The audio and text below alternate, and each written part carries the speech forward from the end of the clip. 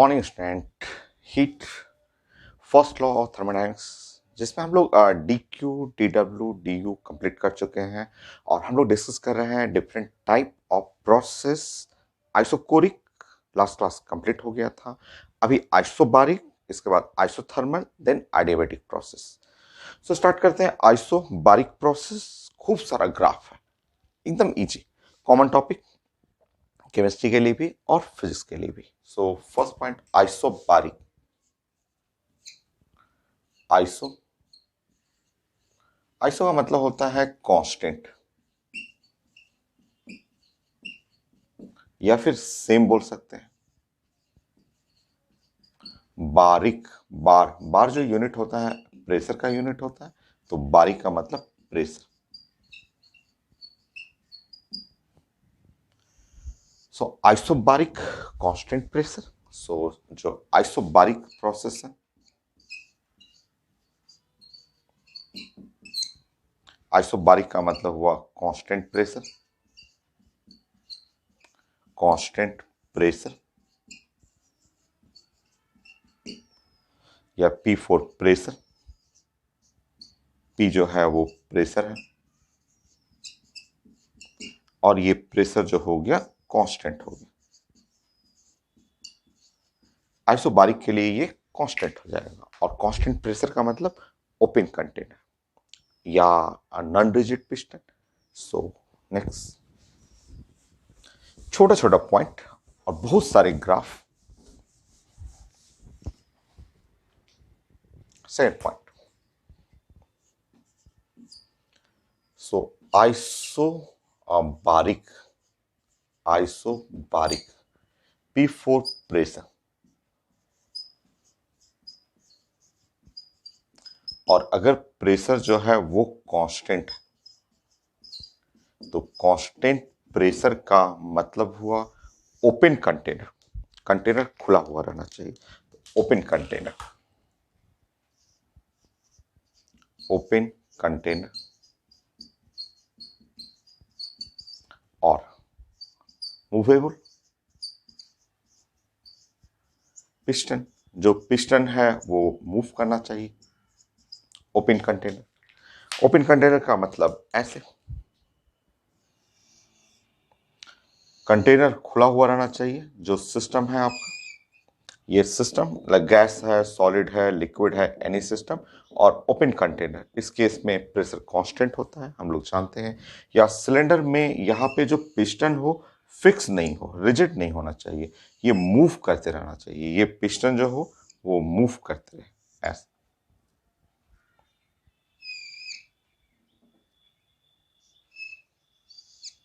ऐसे ऐसे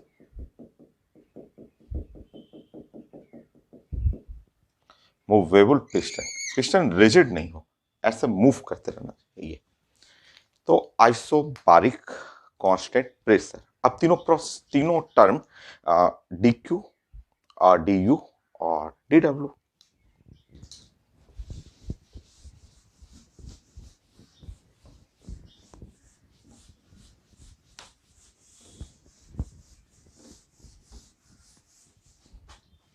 next, third, अगर प्रोसेस है आपका आइसोबारिक, तो प्रेशर हो गया कांस्टेंट। और आइसोबारिक प्रोसेस के लिए अगर हम लोग डी डब्ल्यू पढ़ेंगे, आइसोबारिक वर्क डन, तो ये हो जाएगा पी डेल्टा वी। इसका रिजल्ट हो गया पी और डेल्टा वी। पी डी भी कर सकते हैं, या आप लिख सकते हैं पी और डेल्टा वी, क्योंकि प्रेशर कांस्टेंट है तो वो तो चेंज नहीं कर सकते हैं, डेल्टा वी। या आप लिख सकते हैं डी डब्ल्यू, ठीक है, पी डेल्टा वी का मतलब हुआ V final minus V initial, ऐसे लिख सकते हैं।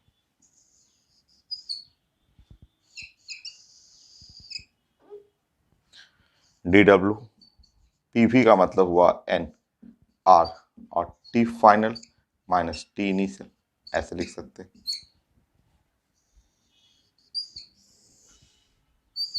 ये है वर्क डन के लिए। सो आइसोबारिक वर्क डन हो गया।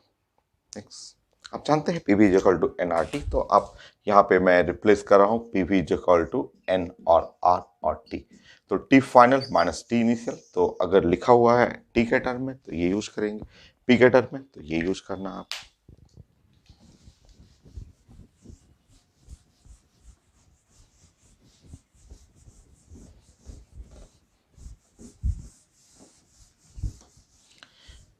नाउ डी क्यू हमें पढ़ना है कि आइसोबारिक प्रोसेस के लिए डी क्यू क्या होता है, तो आप जानते हैं।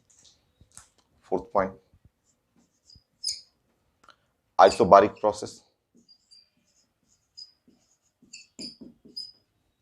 प्रेशर कांस्टेंट है।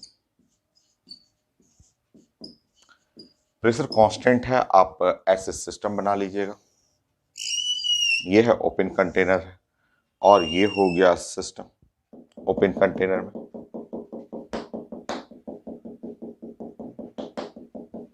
ऐसा हीट हेडिंग करना है मुझे,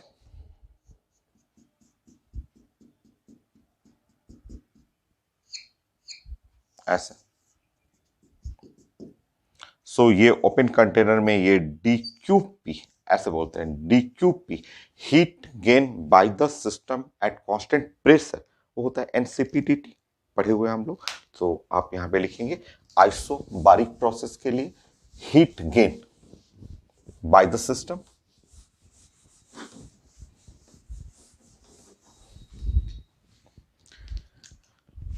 heat gain by the system at constant pressure, तो ये है heat gain by the system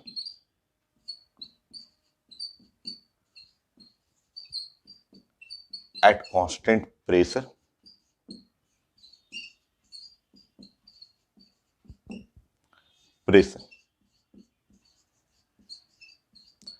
तो ये साइंस में होता है NCPDT। अब बहुत सारा क्वेश्चन बना चुके हैं। सो यहाँ पे DQ और P is equal to N और CPDT ऐसे।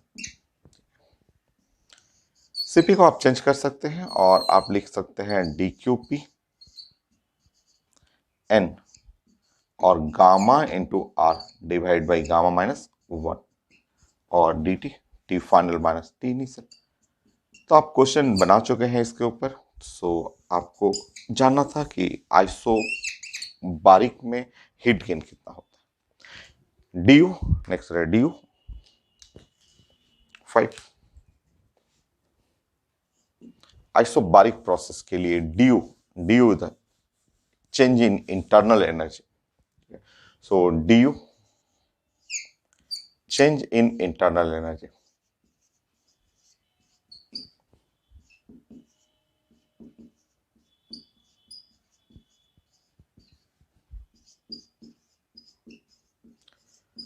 आइसोबारिक प्रोसेस या any process change in internal energy, तो मैंने बताया था किसी भी प्रोसेस के लिए आइसोकोरिक, आइसोबारिक, आइडियाबैटिक, आइसोथर्मल, किसी भी प्रोसेस के लिए एक ही रिजल्ट होता है और वो होता है N और CVDT।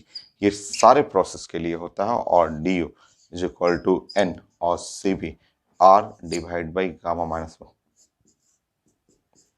यह है T final minus T initial ऐसे।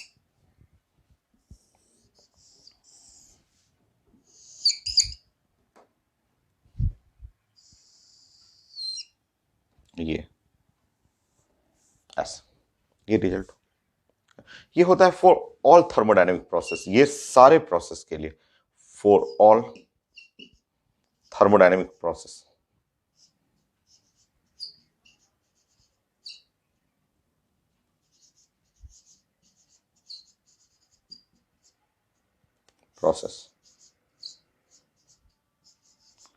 सारे प्रोसेस के लिए जितने भी थर्मोडायनेमिक प्रोसेस है, आइसोबारिक, आइसोकोरिक, आइडियाबैटिक, आइसोथर्मल, सबके लिए ये NCVDT होगा।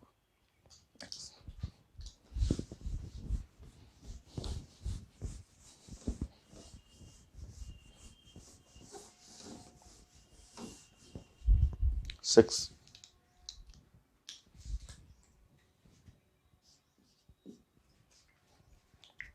6 पॉइंट। आइसोबारिक प्रोसेस के लिए फर्स्ट लॉ लगा के देखते हैं। Isobaric process, isobaric process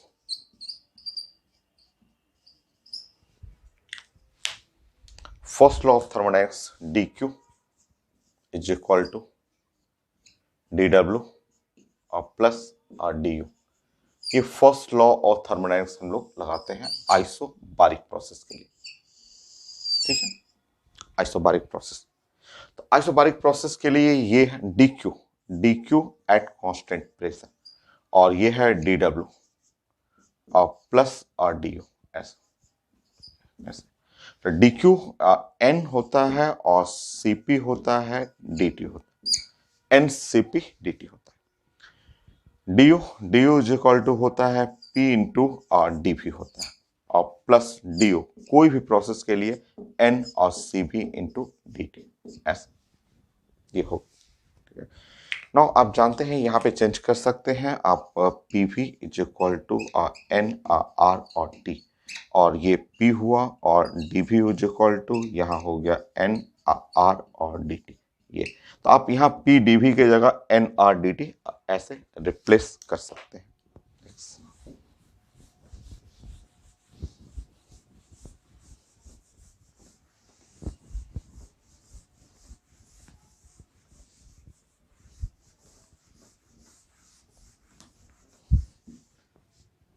replace करिए तो एन हुआ और सीपी और डी टी। ठीक है, पी डी वी के जगह आप यूज कर लेंगे एन आर डी टी। सो ये है एन और आर और डी टी प्लस एन और C B into D T हो गई। नाउ यहाँ एन डी टी दोनों साइड से कैंसिल कर लेंगे, और ये है C P is equal to R plus C B, और इस तरह हुआ C P minus C B is equal to R, C P minus C B is equal to are.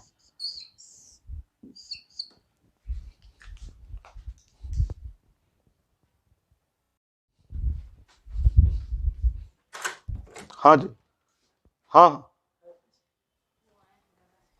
कौन दादा आए हैं? अच्छा, चाय बनेगी।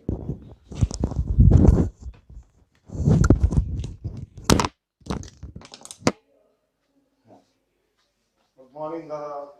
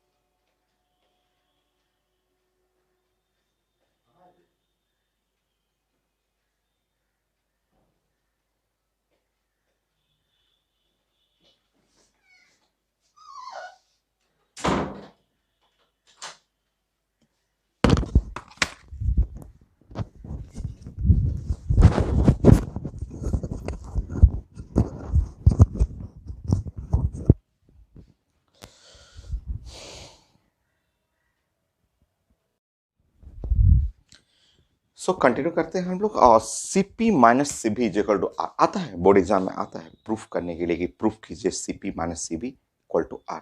तो ये प्रोसेस आप यूज करेंगे, बोलेंगे कि आइसोबारिक प्रोसेस और फर्स्ट लॉ ऑफ थर्मोडायनेमिक्स, इसमें डाटा रख लेंगे, ये D Q P D W D U और सॉल्व करते रहेंगे। सॉल्व करेंगे तो CP minus CB equal to R, बहुत ज़्यादा इंपॉर्टेंट। और यहाँ पे आप जानते हैं कि सीपी बाई सीबी जो होता है वो होता है गामा। तो सीपी सीबी में relation CP minus CB equal to R और CP by CB equal to gamma. और गामा गामा का वैल्यू आप जानते हैं, monatomic gas, diatomic gas, polyatomic gas. आप लिख लीजिए एक बार फिर से, आप यहाँ लिख लीजिए। तो आगे तो प्रूफ मैं करूँगा, डिग्री ऑफ फ्रीडम, और उससे आपको बताऊंगा कि गामा कैसे कैलकुलेट करते हैं। तो आप लिख लेंगे gamma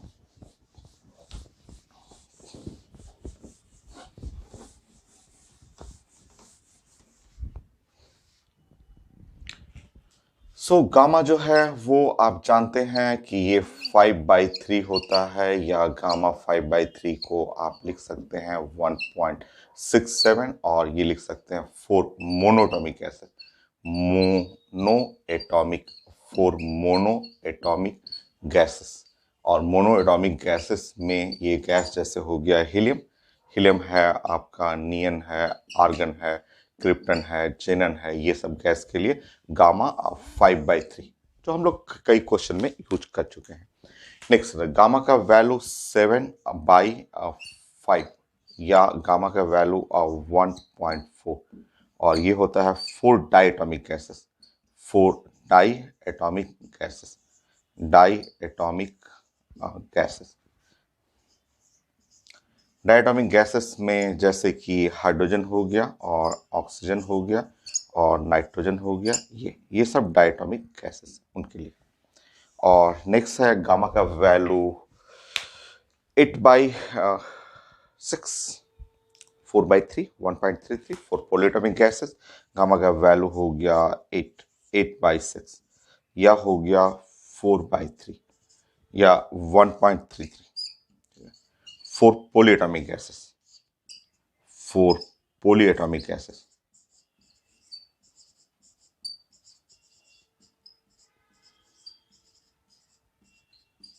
like CH4, NH3, ozone, ये सब गैस के लिए तो हम लोग पढ़े हुए हैं गामा। तो आइसोबारिक प्रोसेस, डी क्यू हो गया, डी डब्ल्यू हुआ, डी यू हो गया, फर्स्ट लॉ ऑफ थर्मोडायनेमिक्स में उसको पुट भी कर लिया हम लोग ने प्रूव भी कर लिया। CP minus CB by equal to R, CP by CB equal to gamma. और ये प्रूफ मैंने किया है, बट ये ध्यान रखना है कि फॉर ऑल थर्मोडायनेमिक्स प्रोसेस, ये रिलेशन सबके लिए है, for all thermodynamic process.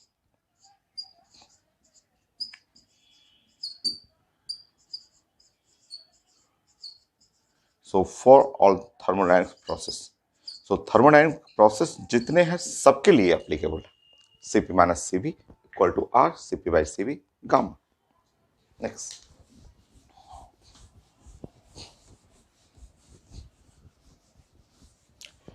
Graphical form study करते हैं।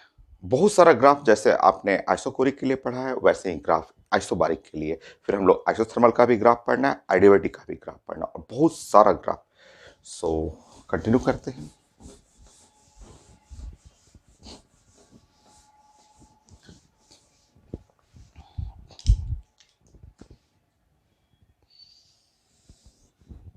सेवन, प्रेशर कांस्टेंट है तो प्रेशर कांस्टेंट है तो वीटी कर्व, प्रेशर कांस्टेंट है तो वी और टी कर्व ऐसे, और वी और टी कर्व अगर हमारा प्रेशर कांस्टेंट है तो प्लानिंग करते हैं वी टी कर्व। तो आप जानते हैं फंडामेंटल इक्वेशन एक ही इक्वेशन है जिससे हम लोग ग्राफ बना रहे हैं, और एन आर टी, तो v इज इक्वल टू, यहां देखेंगे एन आर बाई पी, और ये हो गया टी। v कौन सा एक्सेस है, y एक्सेस है, y, और ये है स्लोप, ये स्लोप हो गया, और ये वाला हो गया x एक्सेस ऐसे। तो स्लोप, जो स्लोप हो गया, स्लोप इज इक्वल टू हो गया एन आर बाई पी, ये स्लोप जो हो गया एन आर बाई पी ऐसा, ठीक है। सो ये स्ट्रेट लाइन है, y is equal to M X straight line, जिसका स्लोप जो हो गया वो एन आर बाई पी। तो आप ग्राफ बना लेंगे straight line passing through the origin, और यहाँ जो tan थीटा, स्लोप का मतलब हुआ tan थीटा, तो ये है tan theta is equal to N R by P, ये slope tan theta is equal to N R by P हो गया। नेक्स्ट,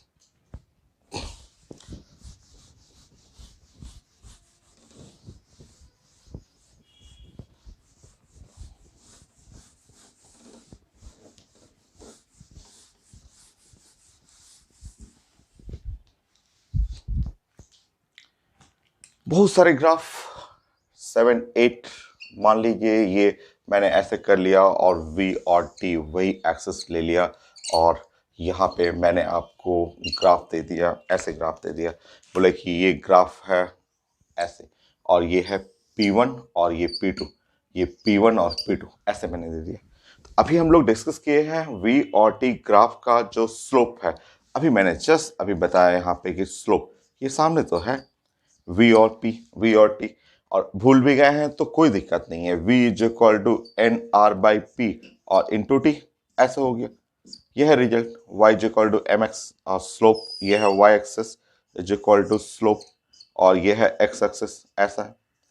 तो स्लोप, स्लोप जो हो गया वो m, वो है एन आर बाई पी ऐसे, यह है स्लोप। तो इस लाइन का स्लोप ज्यादा है, इसका स्लोप ज्यादा हुआ ऐसे, स्लोप ज्यादा हुआ, इसका इसका स्लोप ज्यादा हुआ, तो स्लोप ज्यादा है तो प्रेशर कम हो गया, इसका स्लोप, इस वाले का स्लोप कम है तो प्रेशर क्या हो गया, ज्यादा हो गया। तो पूछा जाता है तो यहाँ पे P1 ग्रेटर देन P2 ऐसा। और मैंने बताया है पहले भी कि आपको याद नहीं करना है, आपको प्लान बनाना है, क्योंकि एक्सेस तुरंत चेंज हो जाता है। नेक्स्ट,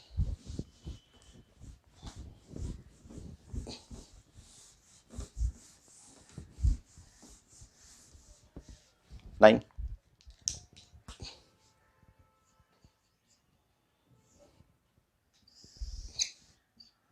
तो ये है VT, ये ग्राफ है V और T, और मैं ऐसे बनाता हूँ। बताइए, अगर मैं ये straight line for pressure P1, next straight line for pressure P2, next straight line for pressure P3, तो स्ट्रेट लाइन है for pressure P1, P2, P3। सो ये है आपका। अब आप जानते हैं कि इस स्ट्रेट लाइन का स्लोप जो हुआ वो है आपका N R by P, slope है एन आर बाई पी ऐसे, ये स्लोप हो गया, इस तरह से रिजल्ट हो गया। तो अगर स्लोप कम है, इसका स्लोप कम है, तो इसका प्रेशर क्या है, सबसे ज्यादा, P1 greater than P2, P3, P1 greater than P2, greater than P3 हो गया। नेक्स्ट,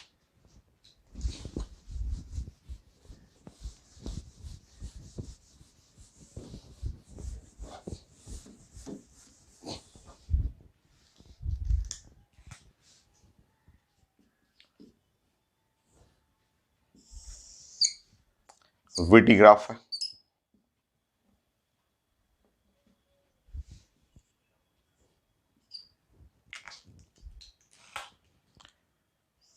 सो 4 पॉइंट, ये पॉइंट है 1 पॉइंट है, और ये पॉइंट है 2 पॉइंट है, और ये पॉइंट है 3 पॉइंट है, ये पॉइंट है 4 पॉइंट, ऐसे 1 2 3 4 4 पॉइंट हुआ। मुझे प्रेशर चाहिए, तो एक्सेस देख रहे हैं V, नीचे जा रहा है T, और इस तरह एक्सेस V इज इक्वल टू हो गया NR/P, और ये हो गया T, ऐसा एक्सेस हो गया।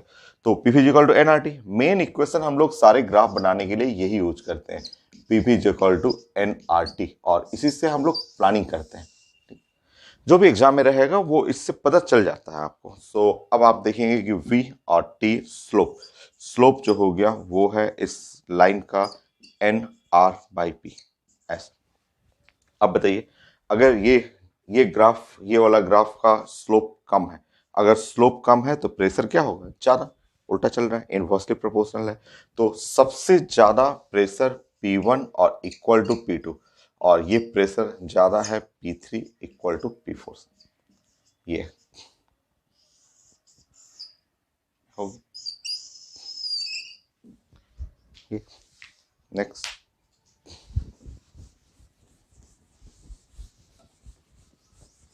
रिवर्स भी कर सकते हैं आप, ग्राफ को रिवर्स कर सकते हैं, एक्सिस चेंज कर सकते हैं।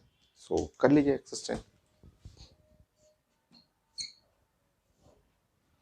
आपको मन कर रहा है कि इधर मैं V रख लूं, इधर मैं T रख लूं, तो कर सकते हैं, कर लीजिए। और आइसोबारिक के लिए प्लॉट करना है, देखिए एकदम आसान है।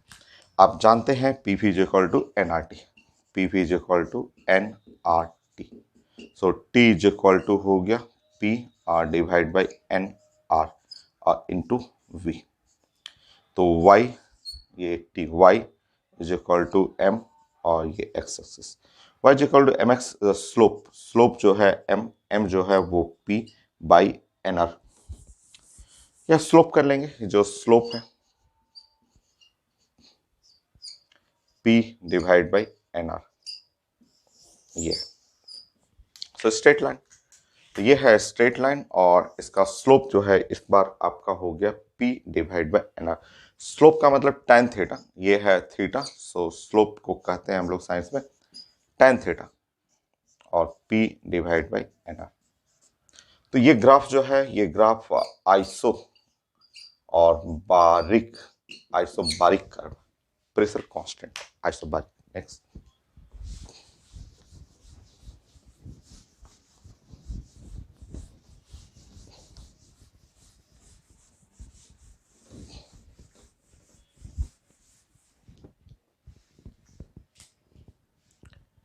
ट्वेल्व।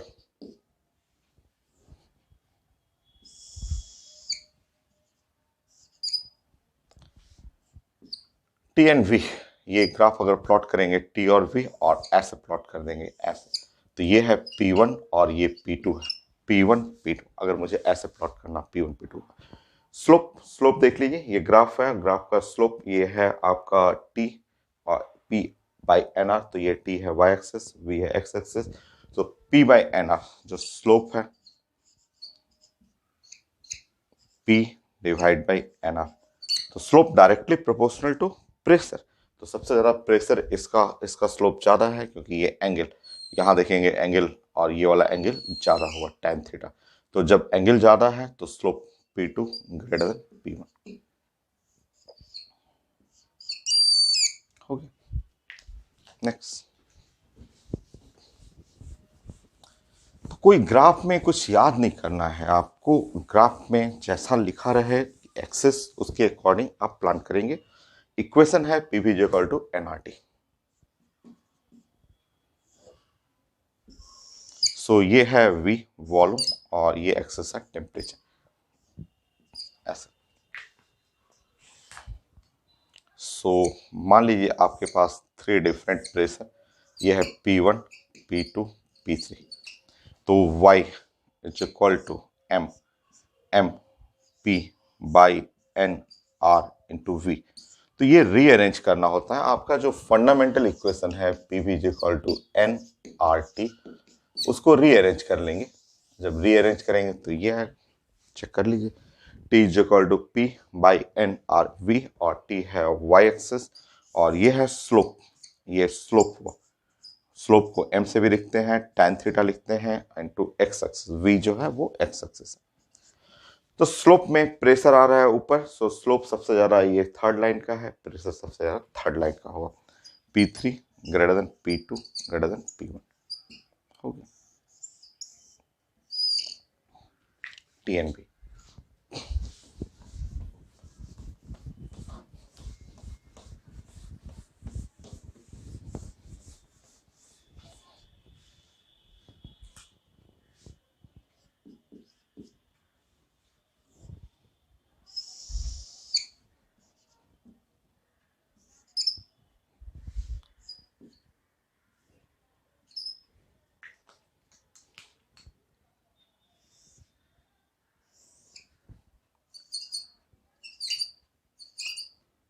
सो ये 0.1 और 0.2 0.3 0.4 ऐसे। तो अगर मैंने एक्सेस चेंज किया है, टेम्परेचर y एक्सेस है, वॉल्यूम x एक्सेस है, तो आप प्लान कर लेंगे और प्लान करेंगे तो temperature is equal to P और divide by NR into volume, P is equal to NRT।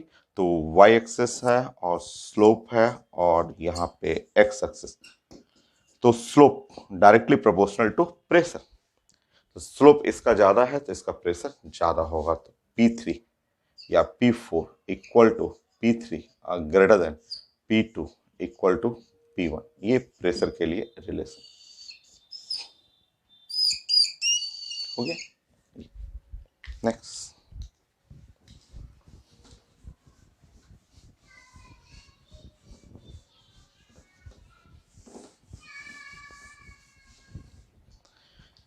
Changes बहुत सारा होता है, सो अपने से चेंज करिए। जैसे ये 15 मैं यहाँ पे VT जो मन करे वो ले सकता हूँ। जैसे मैंने यहाँ ले लिया, मान लीजिए मेरा मन कर रहा है यहाँ V लेने के लिए, यहाँ T लेने के लिए, और दो गैस मैंने लिख रखा है और दो गैस में ऐसे लिखा हुआ है, ये ऐसे लिख दिया कि ये है सेम प्रेशर है, बट इसका गैस का वेट W1 है और ये वेट है W2।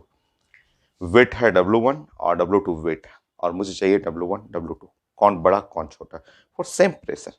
तो एक्सेस देखेंगे और V है T है, मेन इक्वेशन ये हुआ।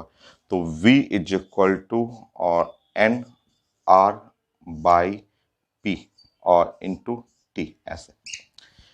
नंबर ऑफ मोल की जगह आप यूज कर सकते हैं weight by molecular weight, weight by molecular weight ऐसे यूज कर सकते हैं। V is equal to weight R by molecular weight into P into T, ये है। सो देखिए यहाँ पे ये है V y एक्सेस, और ये है इधर हो गया स्लोप, और ये T है, T जो हो गया वो x एक्सेस है ऐसे।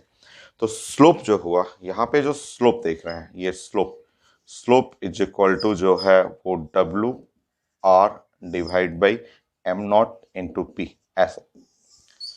तो जिसका स्लोप ज्यादा हुआ, ये लाइन का स्लोप ज्यादा है, ऑफकोर्स इसका स्लोप ज्यादा है, इसका स्लोप कम है, तो ये ज्यादा स्लोप हुआ, तो वेट उसके सामने वेट है, डायरेक्टली प्रोपोर्शनल है। तो आंसर है W2 ग्रेटर देन W1 हो गया।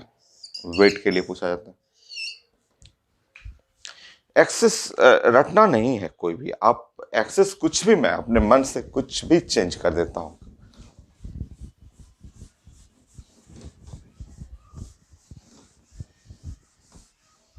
कोई भी ऐसा अपने मन से कुछ भी चेंज कर दिया, जैसे 15 16 मेरा मन कर रहा है मैं यहाँ T कर दूं, यहाँ V कर दूं, ऐसे कर दूं, मैं यहाँ T कर दूं और यहाँ V कर दूं, और फिर आपसे पूछूं कि मेरे पास दो ग्राफ है, एक ग्राफ है आपका सेम प्रेशर पे, प्रेशर सेम है, अमाउंट ऑफ गैस सेम है, ठीक है? अब एक है इसमें हाइड्रोजन है और एक है ऑक्सीजन है, हाइड्रोजन और ऑक्सीजन। अब इसमें खोजना है कि कौन है हाइड्रोजन कौन सा ऑक्सीजन, ठीक है, कौन हाइड्रोजन कौन ऑक्सीजन, ये सर्च करना है। आसान सा, देखिए fundamental equation P is equal to NRT। अब इसको मैं रीअरेंज करूंगा ये y एक्सेस करते हुए, तो temperature is equal to P by NR into V हो गया ना, P is equal to NRT। Number of mole के लिए वेट बाय मॉलिकुलर वेट, ये P और मॉलिकुलर वेट यहाँ है weight into R into V ऐसे। ये चेक करेंगे क्योंकि नंबर ऑफ मोल आप जानते हैं, number of mole weight bye molecular weight. ठीक है, चलिए ये है y इज इक्वल टू, ये है स्लोप और ये है x, x axis. Next slope, जो स्लोप है वो हो गया p into M not by weight into R. Weight same है, प्रेशर सेम है, यूनिवर्सल गैस कांस्टेंट सेम है, इसका मतलब स्लोप, देखिए slope proportional to molecular weight है ना, देखिए ऐसा। और इसका मतलब जिसका मॉलिक्यूलर वेट ज्यादा उसका स्लोप ज्यादा, तो मॉलिक्यूलर वेट ज्यादा ये वाला ऑक्सीजन के लिए होगा, श्योर ये वाला हाइड्रोजन के लिए होगा। नेक्स्ट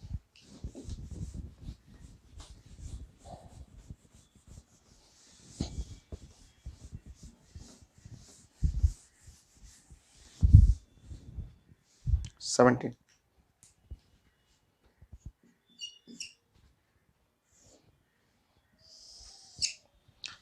तो कोई भी चेंजेस हो सकता है एग्जाम में, कोई भी एक्सेस टी भी कहीं भी मैं चेंज कर सकता हूं। चलो मैं आपको ऐसे कर दे रहा हूं, मैं आपसे पूछ रहा हूं कि बताइए लॉग वी मैंने कर दिया और लॉग टी, कुछ भी मैंने बोला ना, कुछ भी प्लॉट करने के लिए दे सकता है। बड़ी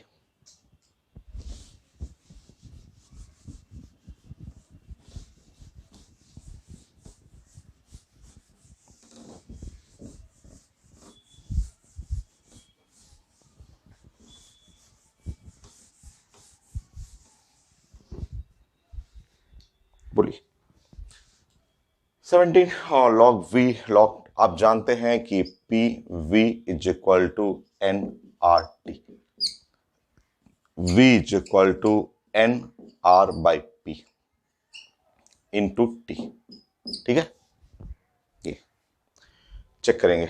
अगर मैं लॉग ले रहा हूं v, तो लॉग ये N R by P into T, ऐसा।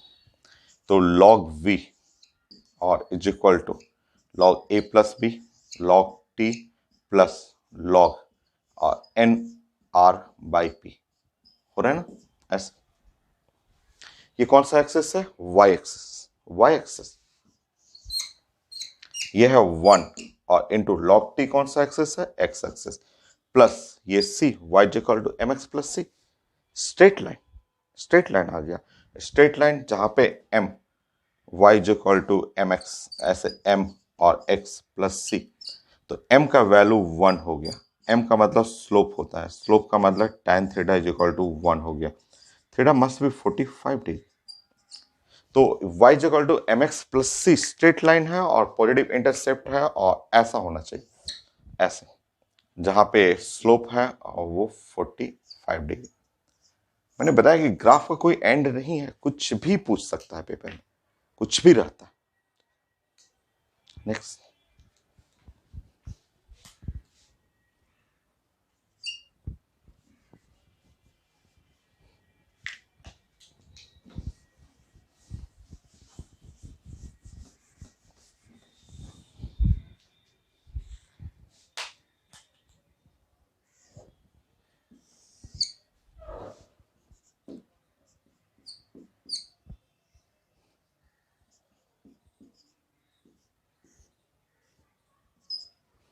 टी प्लॉट करिए, we delta T by delta V और इधर टी। ठीक है, आइसोबारिक प्रोसेस के लिए, आईटी एडवांस का क्वेश्चन है, तो आइसोबारिक प्रोसेस के लिए, आइसोबारिक, आइसोबारिक प्रोसेस ये कंटिन्यू करते हैं।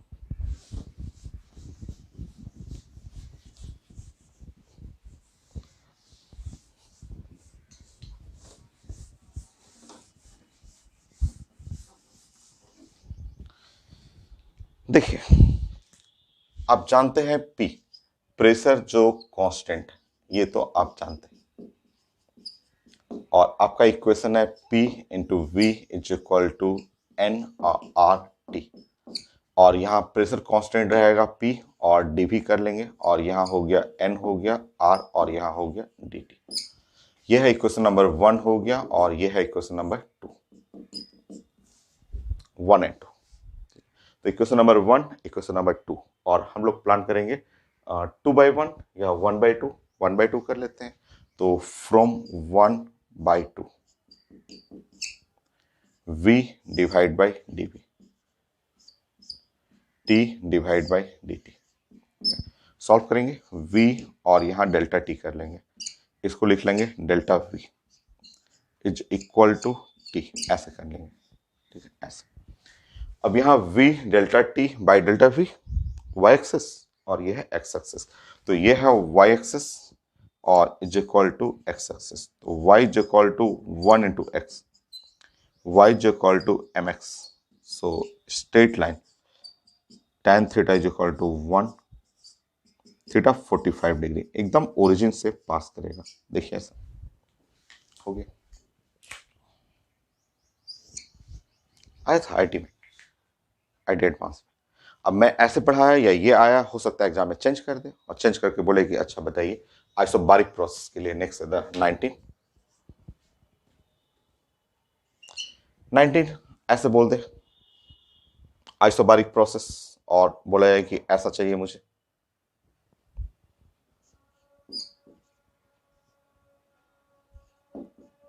हो सकता है ऐसे पूछे, ऐसे ये पूछते, तो एग्जाम में चेंज होते रहता है। कभी 18 पॉइंट में मैंने थोड़ा सा चेंजेस किया था, 19 में अभी मैंने चेंज कर दिया, तो चेंज कर दिया तो प्रोसेस तो वही है, वही प्रोसेस है, प्रोसेस वही रहेगा। अब यहां तक आने के बाद देखिए, यहाँ पे यहां तक आने के बाद ये ऐसे कर लेंगे टी, और इधर कर लेंगे डेल्टा वी और divide by V delta T is equal to 1। ये टी है एक्स एक्सिस और ये है Y axis, X Y equal to 1, X Y 1 rectangular hyperbola, ये रेक्टेंगुलर हाइपरबोला हो गया, ये है, देखिए ऐसे खूब चेंजेस हो, बहुत सारे चेंजेस होते हैं आइसोबारिक कर्व के लिए, बट फंडामेंटल इक्वेशन यही है। ग्राफ बनाने के लिए रटना नहीं है, आप प्रैक्टिस करेंगे उस इक्वेशन से सारे ग्राफ बन जाते हैं। नेक्स्ट,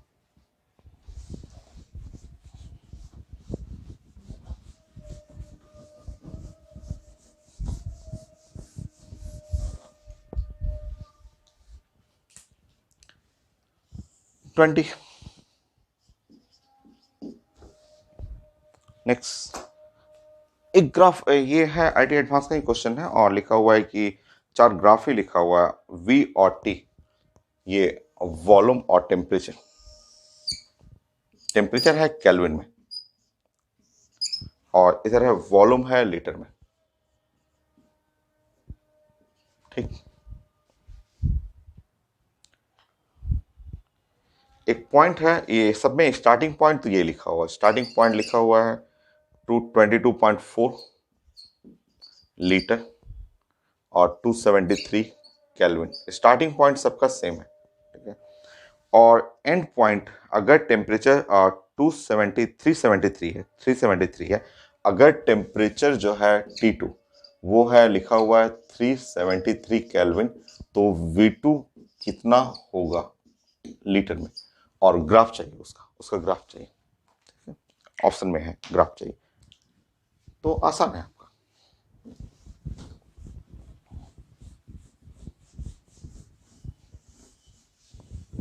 देखिए, आप जानते हैं PV is equal to nRT, इसका मतलब volume directly proportional to temperature, इसका मतलब V/T इज कांस्टेंट, ये मेन इक्वेशन है। इसका मतलब V2/T2 must be equal to V1/T1, इसका मतलब V2 must be equal to V1 और T2/T1, so V2 must be equal to V1। V1 जो है स्टार्टिंग में 22.4 मल्टीप्लाई बाई T2, T2 है 373 और डिवाइड बाई 273 लीटर, और ये सॉल्व करेंगे V2, तो 22.4 से तो ज़्यादा है और आएगा 30.6। सॉल्व करके देखिएगा, 30.6 लीटर आएगा। तो 30.6 लीटर आ रहा है। तो ग्राफ है, ऑप्शन में लिखा हुआ है, ग्राफ दिया हुआ है, तो एकदम आसान सा। तो ये ऐसे आपको ये ऊपर की तरफ ग्राफ जाएगा ऐसे। वॉल्यूम है 30.6, तो 30.6 लीटर, और टेम्परेचर है 373 केल्विन। तो ये है ग्राफ, ऑप्शन में लिखा हुआ था, ABCD ग्राफ का कोऑर्डिनेट लिखा हुआ था, ऐसे बन जाएगा। नेक्स्ट और क्वेश्चन मैं देख लेता हूँ, IIT एडवांस का क्वेश्चन, तो आसान सा।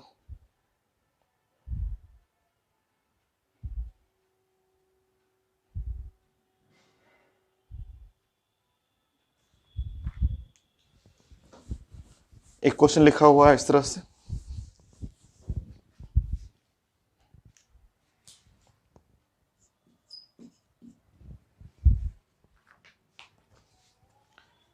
For a close container containing n 10 moles of idol gas, 10 मोल लिखा हुआ है।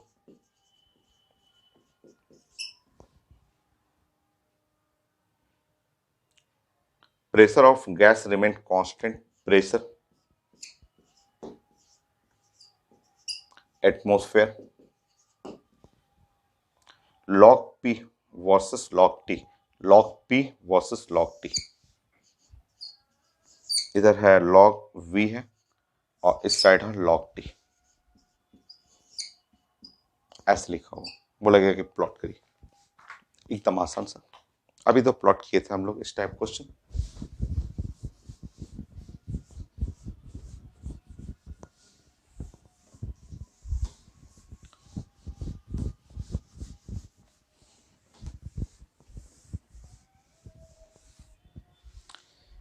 देखिए, आप जानते हैं PV is equal to NRT, आप PV is equal to NRT, ये जानते हैं।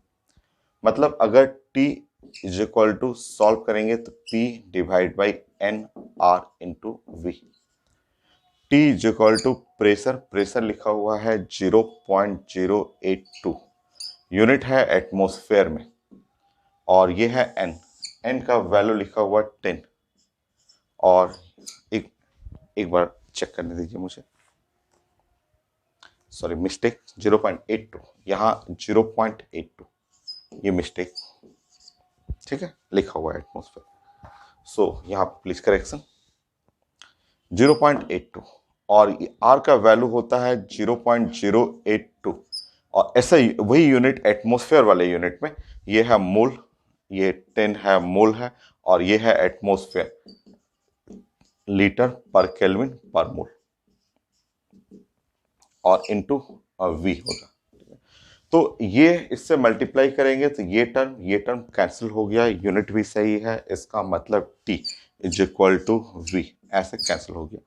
चेक कर लीजिए। तो log T करेंगे तो ये हो गया log V, मतलब ये है y axis is equal to 1 और x axis, y is equal to m into X. m जो है वो है tan थीटा हुआ, और m1 हुआ tan थीटा, तो theta is equal to 45 degree हो गया। तो ये ओरिजिन से पास करेगा, y is equal to mx है, तो ये ग्राफ जो डाटा लिखा हुआ है उसके अकॉर्डिंग ये ओरिजिन से ऐसे पास करेगा, ऑप्शन में रहेगा, आप टिक करिएगा। हो गया। आइसोबारिक डेंसिटी का थोड़ा देख लेते हैं। आइसोबारिक के लिए थोड़ा प्रेशर कांस्टेंट है, उसके लिए छोटे छोटे ग्राफ भी जानना है आपको।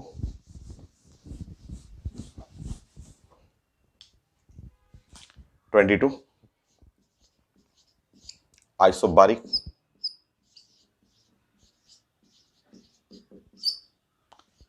प्रेशर आपने बताया है कि प्रेशर आइसोबारिक में कांस्टेंट हो जाता है, और जब प्रेशर कांस्टेंट रहेगा तो ऐसे आप ग्राफ बनाएंगे आइसोबारिक का। तो पीवी ग्राफ हो, जैसे ये ग्राफ हो, पीवी ग्राफ हो,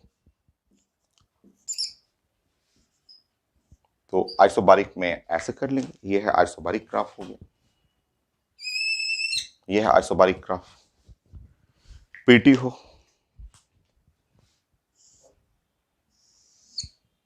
सो ये है टेम्परेचर और ये है पीडी ग्राफ, तो ये ग्राफ ऐसा हो जाएगा।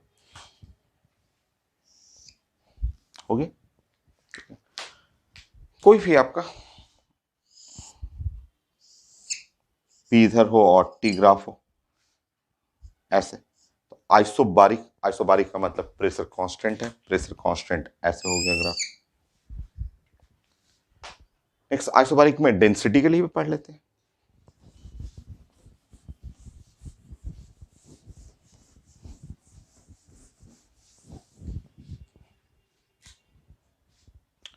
(24, 23)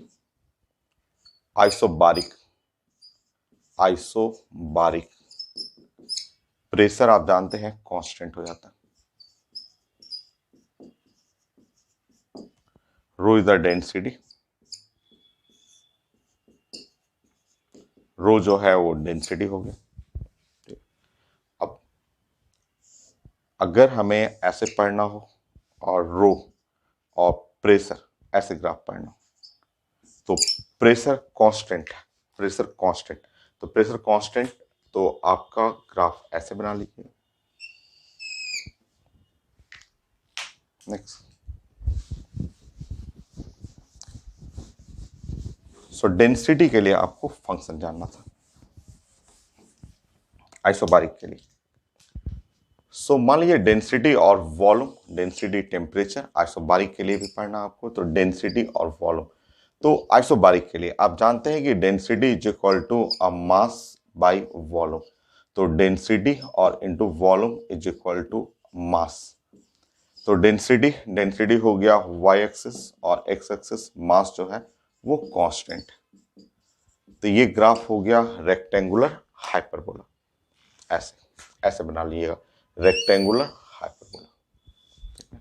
और जितना ज़्यादा गैस का मास होगा, जैसे अगर मैं ये डेंसिटी और वॉल्यूम का 2 ग्राफ 3 ग्राफ बनाऊं, तो अगर ये डेंसिटी और वॉल्यूम का मान लिए 2 ग्राफ या 3 ग्राफ ऐसे बनाऊं, तो जैसे जैसे ग्राफ ऊपर जाएगा उसका मास बढ़ेगा। मतलब M1 और M2 में ग्राफ जैसे ऊपर जा रहा है, क्योंकि density volume equal to mass, तो ग्राफ जैसे से ऊपर जाएगा मास बढ़ते जाएगा, M2 greater than M1।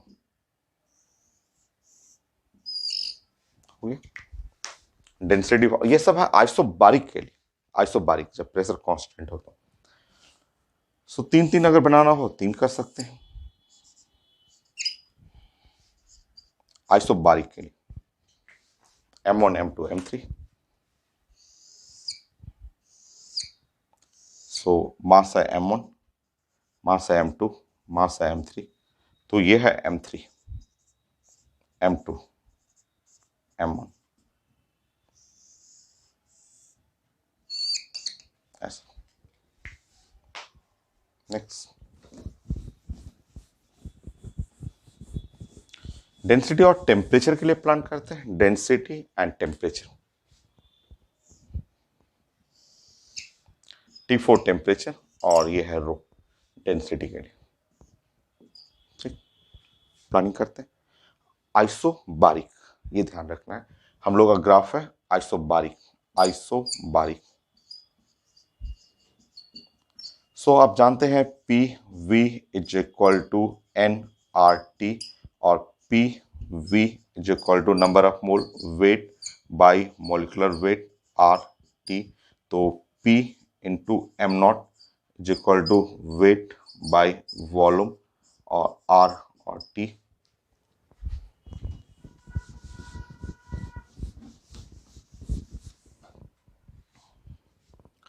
P into M naught weight by volume density R और T, और density into T is equal to P M not by R. So देखिए ये आ गया density into T P M not by R. तो density Y axis X axis, तो x into Y, और ये राइट साइड में है कांस्टेंट, कांस्टेंट को ध्यान रखेंगे, कांस्टेंट का मतलब वो P M not by R. So rectangular hyperbola ये भी है, क्योंकि प्रेशर कांस्टेंट रहेगा, मॉलिक्यूलर वेट और आर, तो ये है रेक्टेंगुलर हाइपरबोला। अब कांस्टेंट का वैल्यू है, अगर ग्राफ ऊपर जाएगा तो कांस्टेंट का वैल्यू हाई होगा। तो जैसे ये डेंसिटी, और आपसे ऐसे पूछूं कि डेंसिटी है और ये टेम्परेचर है, और ये दो अलग अलग फंक्शन लिखा हुआ है, बताइए। ये है प्रेशर P1 और ये डिफरेंट प्रेशर P2 पे। तो कांस्टेंट का वैल्यू देखिए, कांस्टेंट के वैल्यू में प्रेशर ऊपर आ रहा है, तो जैसे ग्राफ ऊपर अप की तरफ जाएगा कांस्टेंट बढ़ेगा, तो P2 greater than P1। Density और टेम्परेचर, ये है डेंसिटी और टेम्परेचर। मान लीजिए तीन ग्राफ है, तीन ग्राफ हो, graph number 1, graph number 2, graph number 3, तीन ग्राफ हो, ठीक है। और मॉलिक्यूलर वेट, मान लीजिए एक एक सब में प्रेशर सेम है, सारे ग्राफ में प्रेशर सेम, ठीक है। मॉलिक्यूलर वेट हम लोग प्लान कर रहे हैं, मॉलिक्यूलर वेट। तो मॉलिक्यूलर वेट में मान लीजिए एक में हुआ नाइट्रोजन, एक में हुआ ऑक्सीजन, एक में फ्लोरीन। तो पूछा जाता है कौन सा ग्राफ किसके लिए है। तो सबसे ज़्यादा मॉलिक्यूलर वेट है फ्लोरीन का। तो मॉलिक्यूलर वेट देखिए ऊपर में है, कांस्टेंट के directly proportional to molecular weight. तो सबसे ज़्यादा ये है फ्लोरीन के लिए, ये है ऑक्सीजन के लिए, और ये ग्राफ है नाइट्रोजन के लिए। हो गया ग्राफ। फाइनल ग्राफ में बहुत चेंजेस होता है। अब मैंने यहाँ पे बहुत इतना जितना चांसेस है मैंने बता दिया। एग्जाम में नया आएगा बट आप बना लेंगे, अगर आप प्रैक्टिस किए हुए हैं कॉपी को तो आप बना लेंगे। नया कोई भी चेंजेस होगा आप कंप्लीट कर लेंगे। नेक्स्ट क्लास फिर हम लोग पढ़ते हैं isothermal process and then adiabatic process.